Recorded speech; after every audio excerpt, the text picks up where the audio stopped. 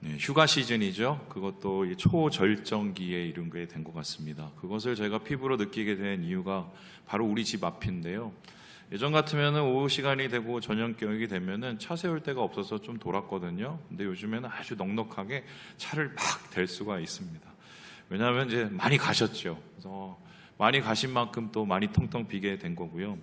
그런데 어디로 많이 가셨을까, 그리고 어떻게 가셨을까 생각을 할 때 한국 분들만큼 요즘에 특별히 휴가에 목숨 거시는 분이 없는 것 같습니다. 이를 나타내는 증거들이 있는데 이 지표들 한번 보실까요? 인천공항 출국자 수가 이제 상반기를 다 비교를 해보면 2019년을 이미 넘어섰습니다. 이 말은 뭐냐면 코로나 이전보다 훨씬 더 많이 떠나셨다, 회복하셨다, 이런 얘기가 되고요. 그럼 어디로 제일 많이 가셨냐? 단연 가까운 일본에 많이 가셨고, 또 특이하게 보이는 것이 지금 중국이 가파르게 상승세로 올라가고 있습니다. 그 이유가 뭐냐면은 이제 무비자가 15일 정도 되고요. 그리고 관계 개선이 좀 도움이 되지 않았을까 싶은데, 어쨌든 많은 분들이 지금 휴가로 떠나게 되는 상황이다. 근데 문제는 휴가는 좋으라고 갔다 오는 거죠. 힘내라고 갔다 오는 거죠. 휴가를 다녀온 이유인데요. 휴가를 다녀와도 휴가를 다시 가야 될 상황이 벌어진다는 것입니다. 바로 이와 같은 것인데, 휴가 후유증이죠. 특별히 직장인의 이 통계청 자료에 따르면 휴가 갔다 오신 분들 중에 73.6%가 휴가 후유증에 시달린다고 합니다. 그럼 어떤 증세가 오느냐? 무기력하고 의욕 상실이 오고, 피로하고, 수면장애. 왜냐하면 바이오리듬 완전 깨졌잖아요. 그리고 식욕이 부진해집니다. 좋은 거 먹다 보니까 먹기 싫죠. 그리고 두통이 오고 감기 몸살이 오고, 이게 다 이제 휴가 후유증과 관련이 된다. 그런데 충격적인 사실이 뭐냐면은 이게 밝혀지지 않은 건데, 여러분, 여행의 최고봉은 크루즈 여행이지 않습니까? 보통 크루즈 여행을 가면 2달 이렇게 가시는 분들도 있는데, 발표되지 않은 자료에 따르면 크루즈 여행을 갔다 와서 극단적인 선택을 하시는 분들이 의외로 많답니다. 그래서 그것을 왜 그런지 살펴봤더니 이렇게 얘기하시더래요.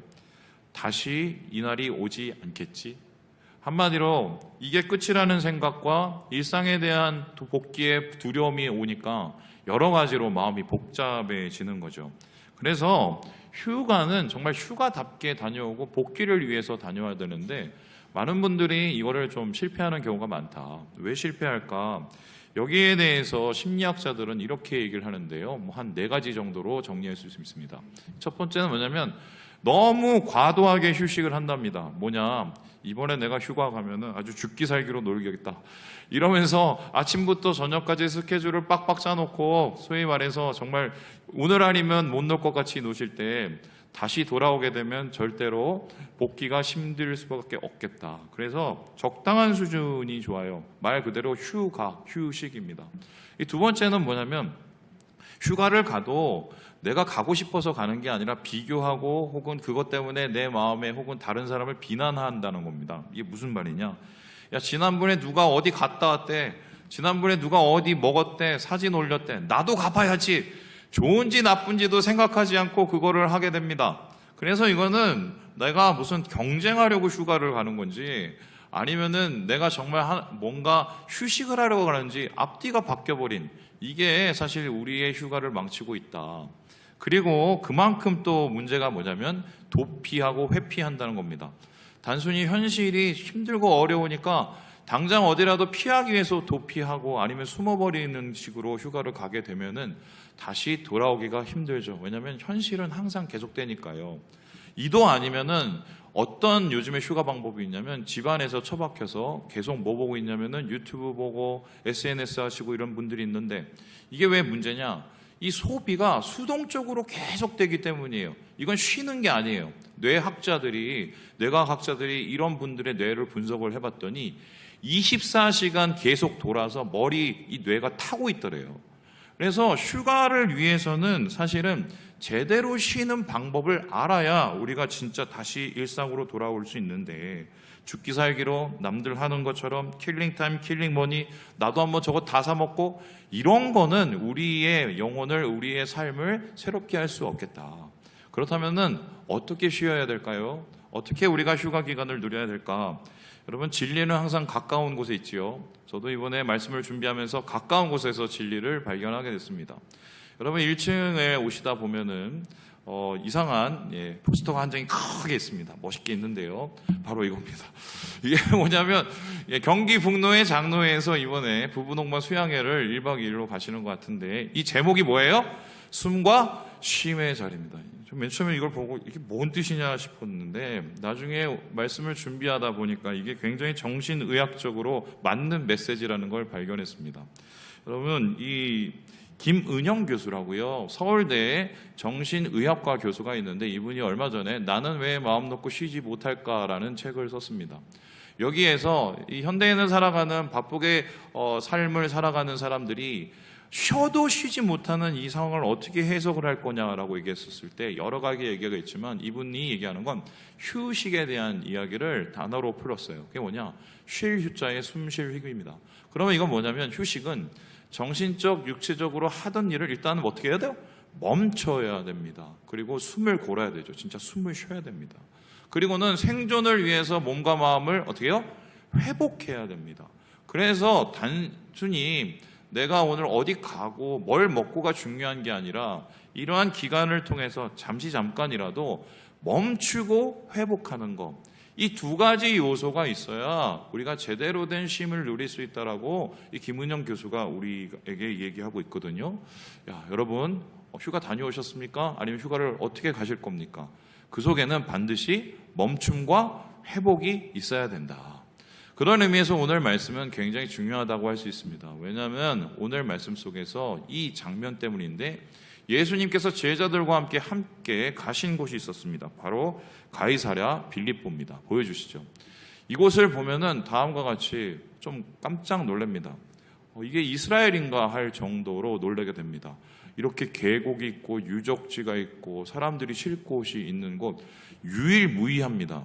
우리에는 이 우리나라에 여기저기에 가면은 뭐 샘도 있고 개천도 있고 계곡도 있지만, 이스라엘은 그런 게 거의 없어요. 여기는 한마디로 그 당시에 휴양지였습니다.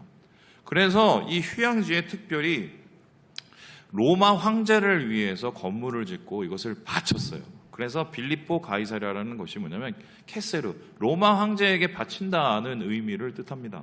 그런데 이곳을 예수님께서 왜 가셨을까? 학자들이 막 연구를 하기 시작했습니다. 뭔가 이유가 있지 않았겠어? 선교를 가셨을까? 뭐 하셨을까? 했는데 내린 결론은 뭐냐? 쉬러 가셨어요. 그렇다면 오늘 우리가 함께 본 이 말씀은 어떻게 시작이 되냐면, 예수님이 사역 중반에 제자들하고 뭐를 간 겁니까? 휴가를 간 거라고 할 수 있어요. 그래서 오늘 제목을 어떻게 잡았느냐?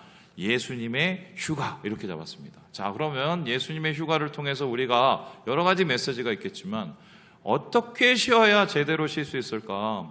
우리의 삶 속에서 무엇을 멈추고 무엇을 회복을 해야 될까? 이 질문을 한번 해보려고 하는데, 오늘 빌립보 가이사랴에서 예수님과 제자들이 보낸 그 장면을 살펴보면 왜 이곳이 휴가의 중심이 된지, 쉼이 중심이 되었는지를 알 수 있는 대목이 세 가지 정도로 정리가 됩니다. 그 첫째는 다음과 같은데요, 같이 한번 읽어보도록 하겠습니다. 시작. 가장 낯선 곳이기 때문. 왜 빌립보 가이사랴일까? 여러 곳 중에 이 빌립보 가이사랴가 유대인들에게 그리고 예수님에게 가장 낯선 곳이었기 때문입니다. 예수님께서는 그 전에 어떤 일이 있었었냐면, 오병이어의 사역으로 5,000명, 이 장정만 5,000명을 먹이고 7병이어의 사역으로 이 장정만 4,000명을 먹입니다. 엄청난 사역을 했어요. 그런데 이렇게 예수님께서 큰 사역을 하실 때는 큰 부담도 따랐습니다. 어떤 부담입니까? 바로 이건데요, 우리 11절의 말씀을 같이 한번 읽어보도록 하겠습니다. 시작. 어찌 말한 것이 떡의 관함이 아닌 줄을 깨닫지 못하느냐? 오직 바리새인과 사두개인들의 누룩을 주의하라 하시니. 한마디로 바리새인과 사두개인들이 도시락 싸서 예수님을 계속 괴롭힙니다. 그리고는 예수님에게 계속 물어보는 게, 네가 뭔데? 증명해봐. 계속해서 예수님 앞에 도전을 해요. 이게 어느 정도 수준까지는 참으셨는데, 이제는 극에 달하는 수간이 되었고, 잠깐 멈추시면서 새로운 사역을 준비하실 때가 되었습니다. 그래서 예수님께서는 이 낯선 곳으로 가게 되었어요. 왜 이곳이 낯섰는가?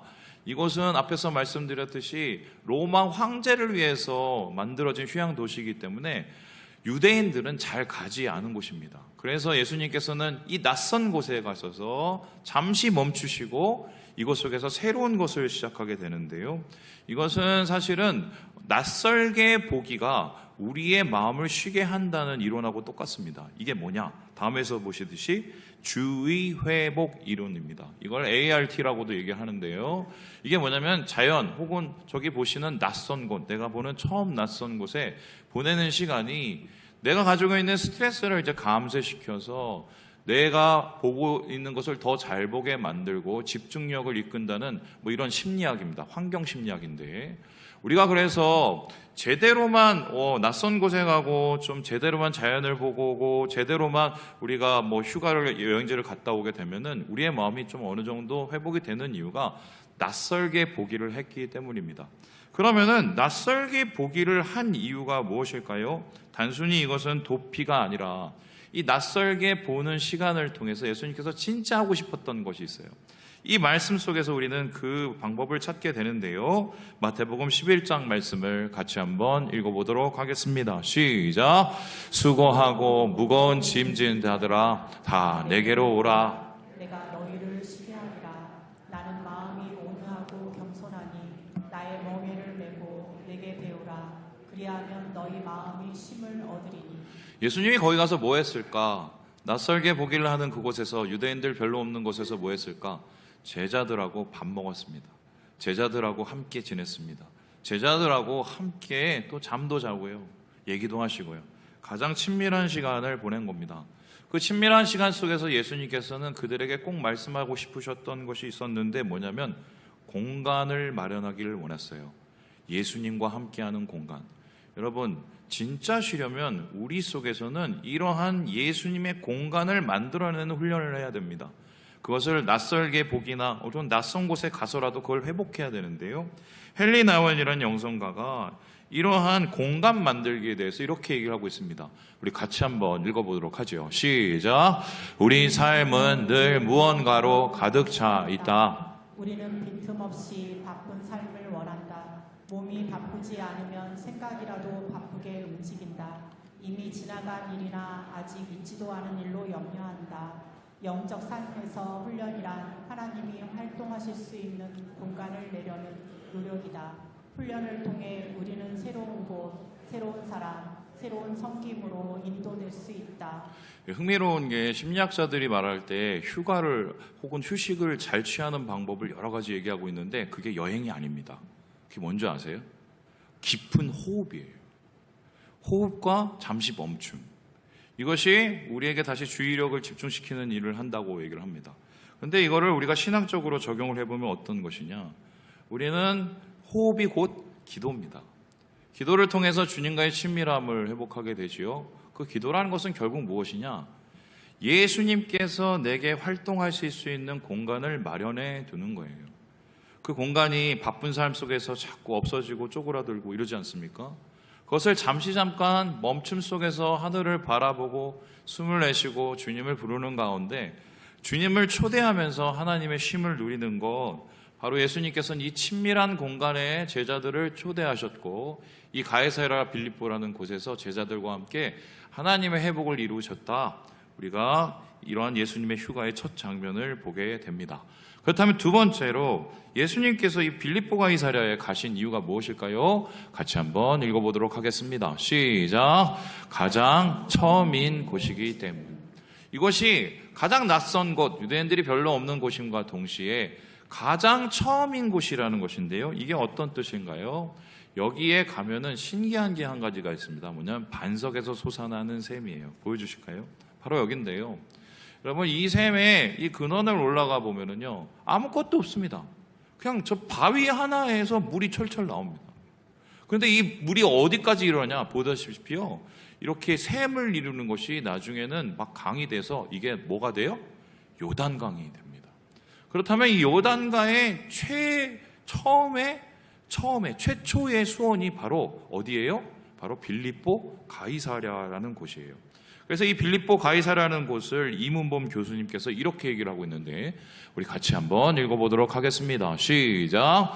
빌립보 가이사라는 이스라엘의 생명줄이 되는 요단강의 시발점이다. 샘물이 터져 나오는 장소 앞에는 목자의 신인 판의 신전이 있었고 신비의 연못에는 황제의 신전이 웅장한 위용을 자랑했다. 베드로는 이곳에서 예수님은 저기 보이는 죽은 거짓 신이 아닌 살아계신 하나님 바로 우리의 메시아라고 고백한 것이다. 이런 겁니다. 사람을 살리고 이스라엘을 살리는 그 젖줄의 처음이 뭐가 있었냐? 황제 숭배, 그리고 이방신의 숭배, 그것으로 가득 차 있었어요. 그림 한번 보여주시죠. 빌립보 가이사의 가상복원도가 다음 같은데 여기 보이는 게 한 3개인데요. 정확하게 보면 6개의 신전이 몰려 있었습니다.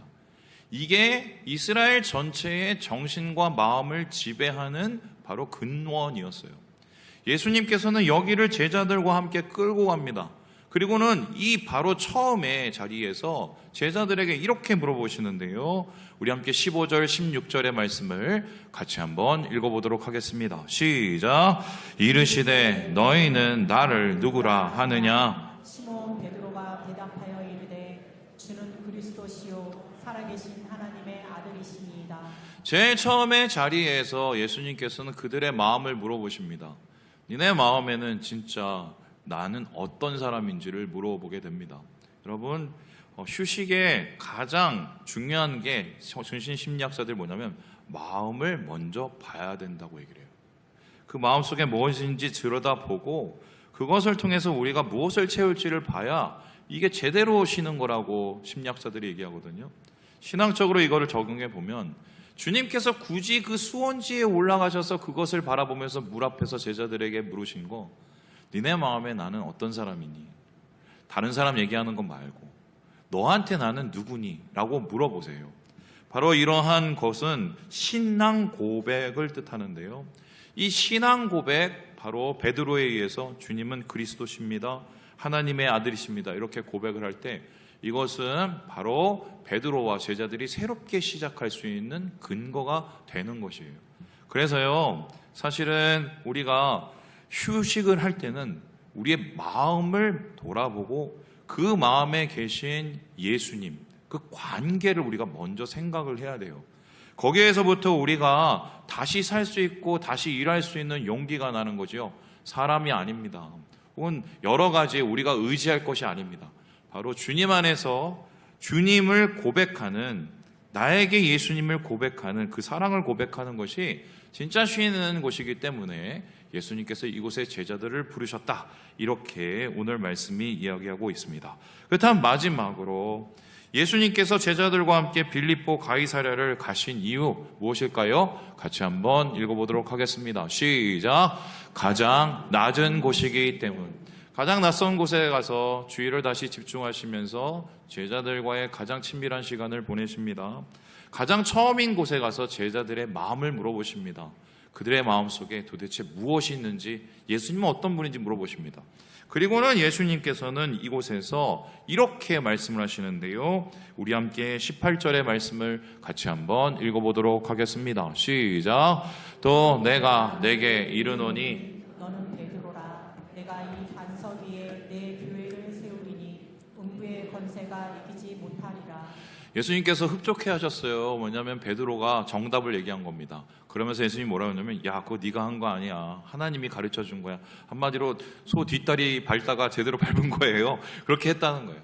그런데 예수님 기뻐하시면서 그 고백에 대한 응답을 하시기를 뭐냐면, 내가 교회를 세워주겠다고 얘기합니다. 너의 그 신앙 고백 위에 교회를 세워주겠다고 얘기하는데, 흥미로운 거는 그 교회가 이 반석 위에 세워지고 음부의 권세 위에 세워진다고 그러거든요. 그런데 이 음부라는 이 단어가 흥미롭습니다. 다음에서 보듯이 하데스입니다.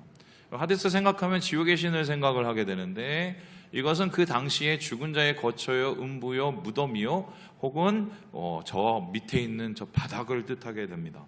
왜 예수님께서는 이곳에서 신앙 고백을 들으시고 음부의 권세, 그리고 그 반석 위에다가 교회를 세우시겠다고 이야기를 할까요? 실제로 예수님께서 이 말씀을 하실 때 제자들이 본 게 바로 이것이었습니다. 보여주시죠. 저기 음부의 구멍 같은 지옥의 문 같은 곳이 보이죠? 저것은 판신이라는 소위 말해서 머리는 뭐 사람인데 밑에는 말, 뭐 이런 말, 염소 이런 신을 섬기던 곳이었는데 지옥의 문과 같은 곳이고 사람들이 여기서 정령을 숭배하고 뭐 이런 곳이었어요. 그런데 이 반석 앞에다가 이 반석 위에다가 신앙 고백 위에다가 교회를 세운다고 이야기를 하셨습니다. 그렇다면 어떤 뜻인가요? 예수님께서 굳이 거기를 데려가신 이유는 앞으로 이들이 세상에 나가서 해야 될 사역을 미리 보여주신 겁니다. 단순히 쉬는 것에서 끝나는 것이 아니라 하나님이 누구신지 예수님이 누구신지를 고백을 하고 그 고백 끝에 우리의 사명의 자리가 무엇인지를 다시 한번 말씀해 주신 거예요. 그러면 그 사명의 자리는 뭡니까? 교회를 세우는 겁니다. 교회가 되는 겁니다. 주님을 예배하고 함께 주님을 사랑하고 주의 사랑으로 세상을 사랑할 수 있는 교회가 되는 것이 바로 하나님께서 주님께서 원하시는 사명이요 하나님이 우리에게 원하시는 그 자리다. 그래서 예수님께서는 이 말씀 끝에 이렇게 약속을 해주셨는데요. 우리 함께 19절의 말씀을 같이 한번 읽어보도록 하겠습니다. 시작. 내가 천국 열쇠를 내게 주리니 내가 땅에서 무엇이든지 매면 하늘에서도 매일 것이요 내가 땅에서 무엇이든지 풀면 하늘에서도 풀리리라 하시고. 아마 이 음부의 권세 앞에도 교회를 세운다고 얘기했었을 때 베드로는 좋으면서도 되게 얼떨떨했을 겁니다. 저 아직 준비가 전혀 안 됐는데요. 그런데 예수님께서 괜찮아 라고 얘기하십니다. 왜요? 열쇠가 있다고 얘기하십니다. 그 열쇠는 무엇입니까? 바로 하늘에서 매고 땅에서 매는 것, 언제든지 하늘이 열리는 곳, 내가 있는 그곳에서 하나님을 만날 수 있는 곳이라는 겁니다. 그러면 이 열쇠는 도대체 무엇일까요? 베드로의 신앙 고백, 주님은 나의 그리스도십니다. 주님은 나의 하나님의 아들이십니다. 주님은 나의 구주십니다. 그 고백을 할 때 주님이 그곳에 함께 하신다는 것입니다. 그리고 그 고백 속에서 교회를 세워나가고 주의 일을 하갈 때 하나님께서, 우리 예수님께서 베드로를 지키시고 오늘날 많은 그 베드로의 후예들과 힘주시고 능력 주시겠다는 약속입니다. 이렇게 예수님께서는 이 약속 끝에 다시 세상으로 돌아가서 제자들과 함께 교회를 세워나가기 시작한, 이게 바로 예수님의 휴가의 마지막 모습이었다. 자, 이렇게 휴가에 대한 이야기를 마치면 좋겠으나 여기에 더 한 가지가 있습니다. 여러분, 휴가 갔다 오고 나서 또 얘기하시기를 뭐냐면 잠깐이라도 휴식 타임을 가지고 잠깐이라도 마음을 쉬라는 얘기를 많이 하거든요. 근데 예수님께서도 휴가에 후기를 쓰셨다면 여러분 어떻습니까? 이게 성경에 나와요. 안 믿어지시겠지만 바로 이건데요. 보여주시겠어요? 갈릴리에서입니다. 예수님께서 이 말씀하시고 얼마 후에 제자들 앞에서 십자가에 못 박혀 죽었습니다. 제자들이 다 도망갔어요.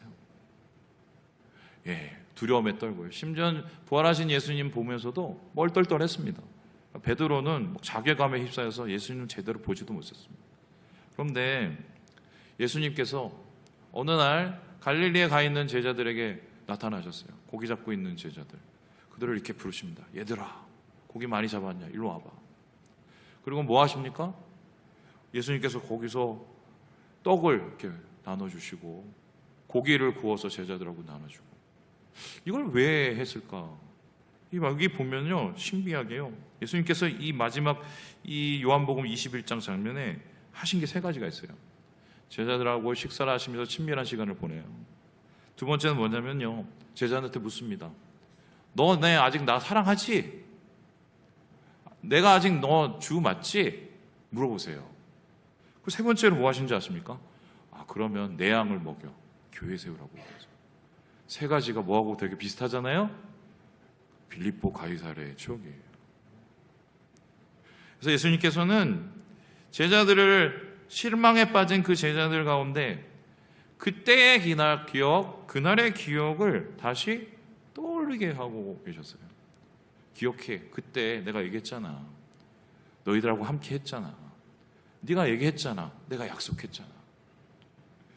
여러분, 우리가 거창하게 유럽에 가고 아니면은 다른 곳에 가고 이렇게 하지는 못하겠지만, 저는 그렇게 생각을 해요. 진짜 휴식은 뭐냐? 진짜 쉼은 뭐냐? 그리스도인들에게 그날의 기억을 떠올리는 거예요. 예수님과 함께한 그날의 기억들을 떠올린 거예요.